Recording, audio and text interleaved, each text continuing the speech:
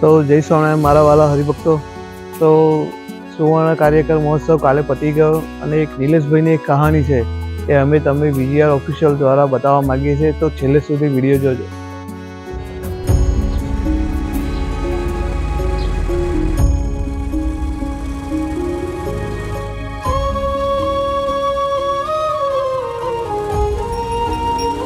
नीलेश भाई की साड़ियाँ अलग रख दी गई है ना, वो आते ही होंगे. आते ही होंगे नहीं, આવી ગયો. जय स्वामीनारायण राधा बहन. जय स्वामीनारायण नीलेश भाई.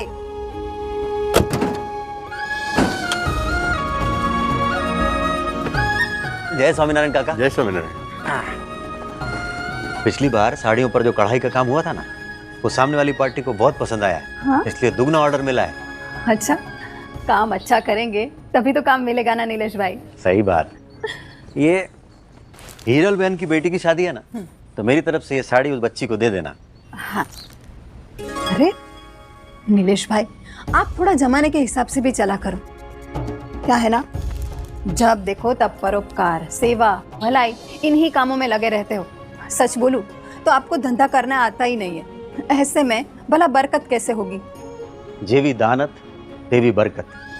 मेरे हिसाब से तो धंधा उनको करना नहीं आता जो नोट गिनने को ही कमाई समझते हैं, जबकि असली कमाई तो कर्मों की होती है.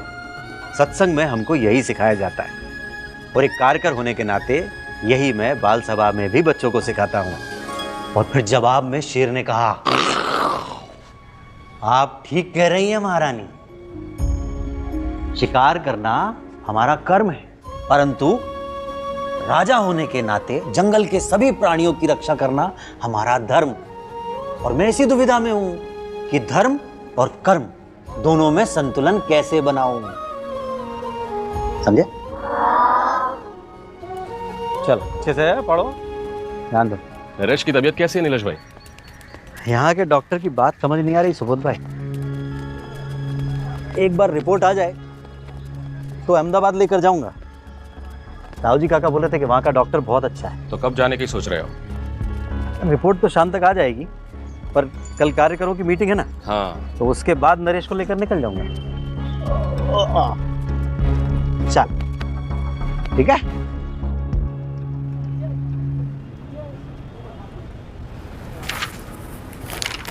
नीलेश भाई, मुंह का कैंसर है, वो भी लास्ट स्टेज का. तंबाकू गुटखा खाएंगे तो देर सवेर ये तो होगा ही. नीलेश भाई सोच लीजिए, कीमो, ऑपरेशन और बाकी सब कुछ मिलाकर 8 से 10 लाख खर्च हो जाएंगे. आप इलाज शुरू कीजिए, पैसों का बंदोबस्त मैं कर लूंगा.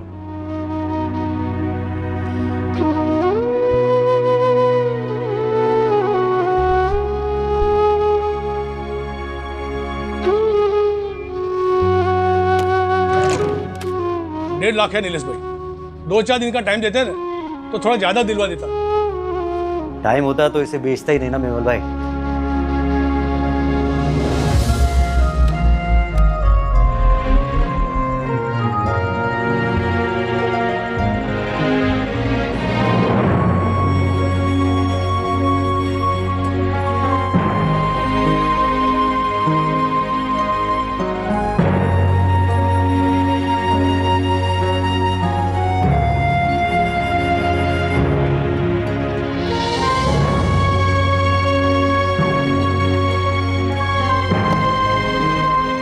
हाँ अशोक भाई, हाँ नरेश को ऑपरेशन के लिए अहमदाबाद लेकर जा रहा हूँ.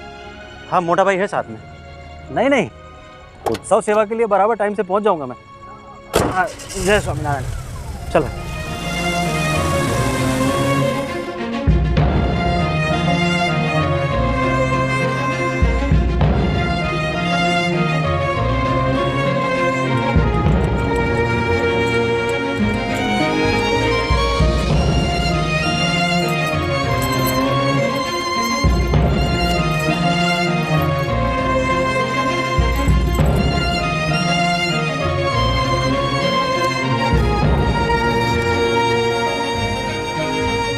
जय स्वामीनारायण राधा बहन. जय स्वामीनारायण. जय स्वामीनारायण काका. जय स्वामीनारायण. बैठो बेटा. काका, मैं जल्दी आपकी पाई पाई चुका दूंगा. हाँ बेटा, भरोसा है तुझ पे। और बता, तबीयत कैसी है नरेश की? काका ऑपरेशन तो हुआ है पर ज़्यादा असर नहीं पड़ा है। खर्चा भी काफी हो गया होगा ना। अस्पतालों के चक्कर में व्यापार पे ध्यान भी नहीं दे पा रहा तू। एक बात बोलूं बेटा, जो जहाज डूबने वाला हो उसकी मरम्मत पे खर्चा नहीं किया जाता। जहाज और परिवार में यही तो फर्क है ना काका। जहाज डूबने लगे तो इंसान जान बचाकर भाग खड़ा होता है, पर परिवार डूबे तो हाथ थाम कर खड़ा हो जाता है। चलो ठीक है, भाई की सेवा की बात तो समझ आई, पर बाकी की सेवाएं तो बंद कर। उससे क्या मिलता है तुझे? काका मुझे क्या मिल रहा है ये तो मैं नहीं समझा पाऊंगा। बस इतना समझ लीजिए, जिस तरह आपके लिए सांस लेना जरूरी है उसी तरह मेरे लिए सेवा करना।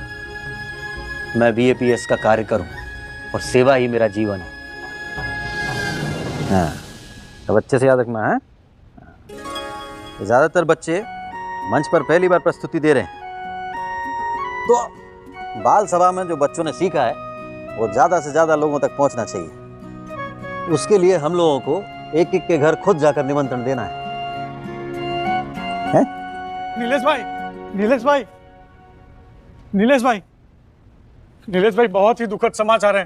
तो नरेश भाई,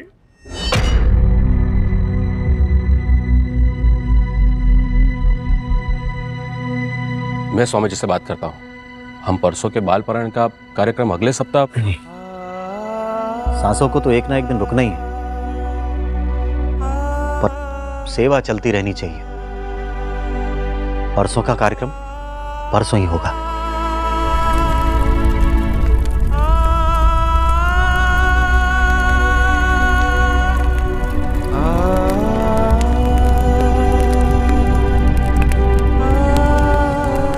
नीलेश भाई, मैं आपसे एक निवेदन करना चाहता हूँ। आप आदेश कीजिए। आइए बैठते।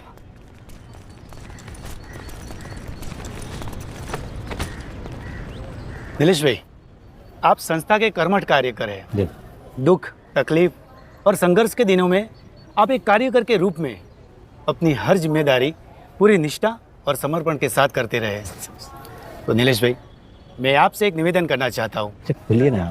वैसे तो ज़रूरत पड़ने पर हमारी संस्था लोगों की मदद करती है। जब हम दूसरों की मदद कर सकते हैं तो आपके जैसे कार्य करके क्यों नहीं। अरे तो नीलेश भाई, मैं चाहता हूँ कि आप। तेज भाई, संस्था तो मदद करने को तैयार ही है, मैं ही मदद नहीं लेना चाहता। मैं तो एक सेवक हूँ, मेरा काम सेवा देने का है, सेवा लेने का नहीं। बस मुझे मेरा फर्ज निभाने दीजिए, कर्ज अपने आप चुक जाएगा। पर कैसे? आपका साड़ियों का धंधा तो बंद हो गया।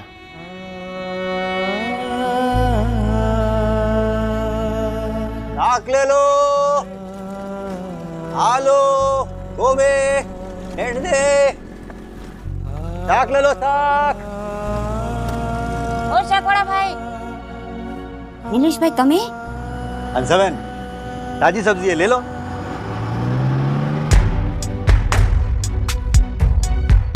हम BAPS के कार्यकर, ताक ले लो, BAPS आलो, वेंगड़े, दूधे। हाँ, सरस है। हाँ, बहुत सरस है। हाँ, बाल सभा की तैयारी हो गई। हाँ, जो नए बच्चे आए उनकी सूची तैयार कर लो। लो। हम BAPS के कार्यकर, हम महंत स्वामी के कार्यकर।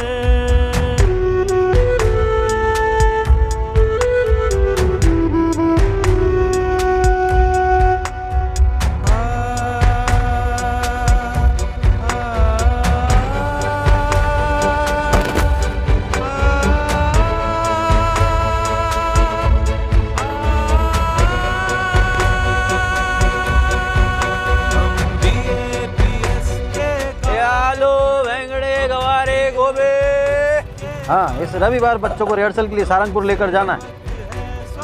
हाँ, एक बस की व्यवस्था करनी होगी।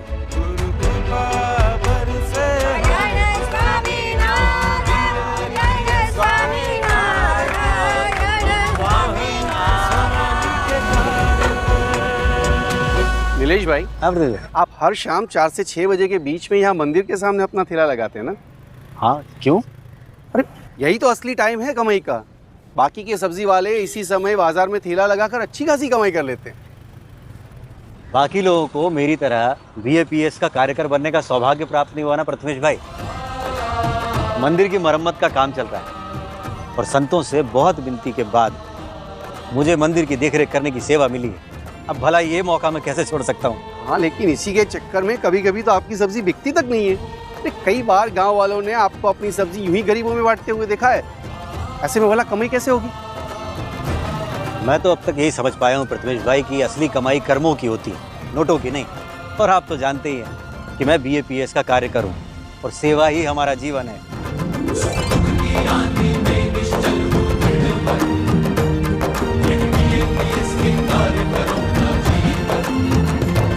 इतनी विपरीत परिस्थितियों में भी नीलेश भाई का स्वभाव कभी नहीं बदला।